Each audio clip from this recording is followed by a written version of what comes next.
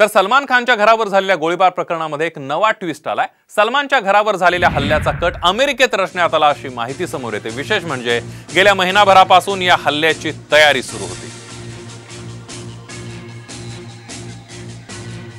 आपण बघतोय सलमान खानच्या घरावर जो गोळीबार झाला त्या प्रकरणामध्ये आता नवीन ट्विस्ट समोर आलाय। सलमानच्या घरावर झालेल्या हल्ल्याचा कट अमेरिकेत रचण्यात आल्याची माहिती समोर आली आहे। अमेरिकेत शिजला गोळीबाराचा कट। बिश्नोई गँग कडून कालू शूटरची निवड। अमेरिकेतल्या रोहित गोदारानं पुरवली शस्त्रास्त्र। अभिनेता सलमान खानच्या घरावर झालेल्या गोळीबार प्रकरणाचा कसून तपास सुरू आहे। मुंबई क्राईम ब्रांचने आतापर्यंत 3 जणांना ताब्यात घेतलंय। तर या प्रकरणातल्या एका शार्प शूटरची ओळखही पटली आहे। कालू असं या शार्प शूटरचं नाव आहे। या तपासाचे धागेदोरे थेट अमेरिकेपर्यंत पोहोचलेत।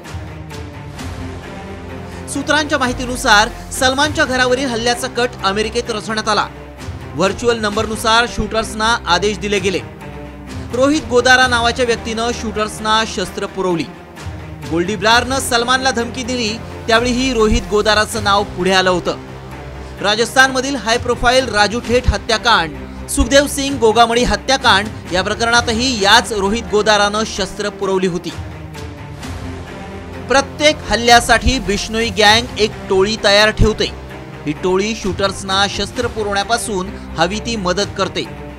बिश्नोई गँगची आणखी एक खासियत म्हणजे ते कधीही भाड्यानं शूटर्स घेत नाहीत। सलमान खान प्रकरणातील 2 शूटर्सपैकी एक शूटर म्हणजेच विशाल उर्फ कालू।